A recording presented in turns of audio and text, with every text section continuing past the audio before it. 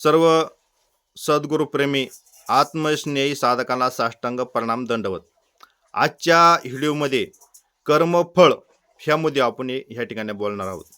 ते जे आपण कर्म करतो त्या कर्माचं फळ कसं तयार होतं हा मुद्दा ह्या ठिकाणी आपण पाहणार आहोत. पहा, तर हा मुद्दा पाहताना ह्या ठिकाणी आपण 3 मुद्द्यांमध्ये याचं विभाजन करणार आहे. मग 3 मुद्द्यांमध्ये याचा या ठिकाणी विचार करणार आहोत. तो मुद्दा पहिला पहा, ज्या जीवाला मनुष्य देह ह्या ठिकाणी प्राप्त होतो आणि मनुष्य देह प्राप्त झाल्यानंतर त्याच्या ठिकाणी काय राहतं? अज्ञान राहतं. कोणतं अज्ञान?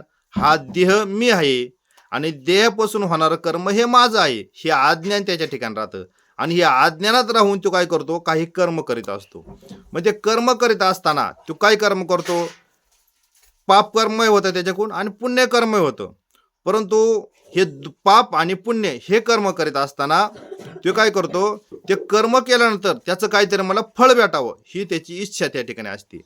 आणि मग त्या फळाची इच्छा ठेवून कर्म केल्यामुळं त्याला ह्या ठिकाणी पाप कर्म पुण्यकर्म याचं दोन्हीचं फळ त्या ठिकाणी तयार होतं.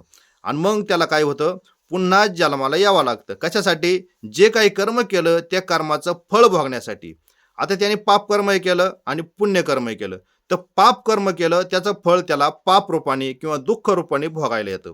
जे पुण्यकर्म केलं त्याचं फळ मात्र त्याला सुखदायी सुख भोगण्यासाठी पुन्हा जन्माला यावं लागतं. परंतु त्याला ह्या ठिकाणी जन्माला यावंच लागतं. हा झाला पहिला मुद्दा.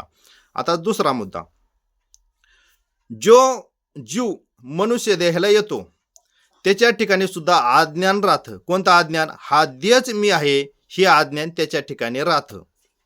हा देह मी, देहापासून होणारं कर्म हे माझं आहे हे अज्ञान त्याच्या ठिकाणी राहतं. परंतु हे अज्ञानामध्ये तो कर्म करतो. कोणतं कर्म करतो? त्याच्याकडून पाप कर्म होतं, पुण्यकर्म होतं. पण हे कर्म करीत असताना त्याच्यामध्ये मला ह्या कर्माचं फळ भेटावं ही त्याची अपेक्षा नसती. आता ह्या कर्माचं मला फळ भेटावं ही अपेक्षा नसल्यामुळं तो काय करतो? साहजिकच पाप कर्म त्याच्याकडून होत नाही आणि झालं तर कमी होतं. मात्र पुण्यकर्म त्याच्याकडून होतं. कारण का? तो देवाची भक्ती करतो पण कुठल्याही फळाची अपेक्षा ठेवत नाही, म्हणून त्याच्याकडून पुण्यकर्म हे होत असतं. परंतु अज्ञानामध्ये कर्म केल्यामुळं हा देहच मी आहे, कर्माचा कर्ता मी आहे हे अज्ञान असल्यामुळं त्याचं त्या ठिकाणी फळ तयार होतं. परंतु फळाची आशा न ठेवल्यामुळं त्याला काय होतं? त्या साधकाला 3 गोष्टी भेटतात. 3 गोष्टी कोणत्या? तर त्याला परत नरदेह प्राप्त होतो. मग हा मनुष्य देह त्याला ह्या ठिकाणी प्राप्त होतो. दुसरी गोष्ट म्हणजे त्याला सद्गुरू संत त्याला भेटतात. तिसरी गोष्ट म्हणजे त्याला मुमुक्षत्व प्रदान होतं. मुमुक्षत्व म्हणजे काय?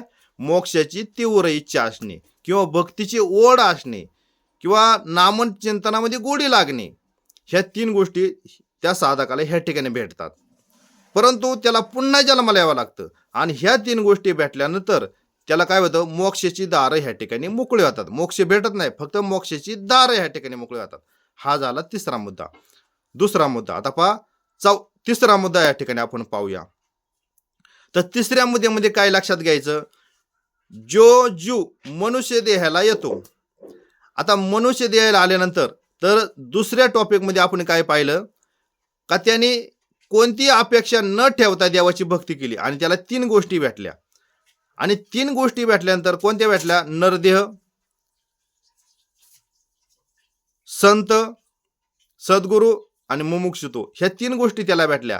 आता ह्या 3 गोष्टी भेटल्यानंतर ज्यावेळेस सद्गुरू त्याला भेटले तर सद्गुरू त्याचं अज्ञान काढून टाकतात. काय अज्ञान काढून टाकतात?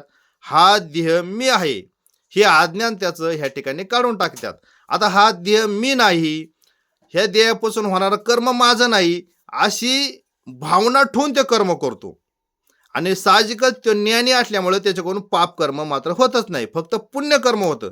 पण पुण्यकर्म जरी झालं त्याच्याकडून, पण त्या कर्माचा कर्ता मी नाही ही भावना ठेवून त्याने कर्म केल्यामुळं त्या कर्माचं त्या ठिकाणी फळ तयार होतच नाही.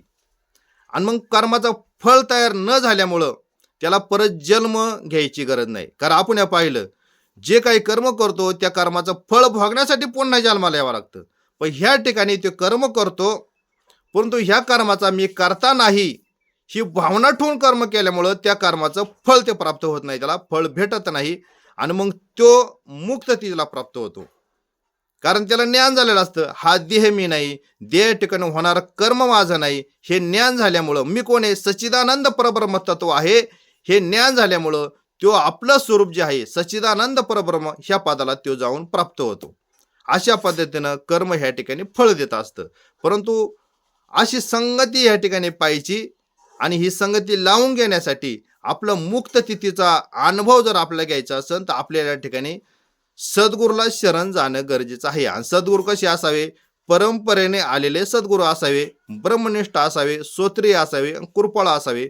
अशा सद्गुरूला जर शरण गेले तर आपल्याला आपला स्वस्वरूपाचा अनुभव या ठिकाणी घेता येईल आणि आपण ह्या ठिकाणी मुक्त होतो. तर आजचा टॉपिक कसा वाटला कळवा आणि चॅनलला लाईक करा, म्हणजे तुम्हाला असे नवीन नवीन व्हिडिओ ऐकायला भेटतील. जय हरी, जय हरी.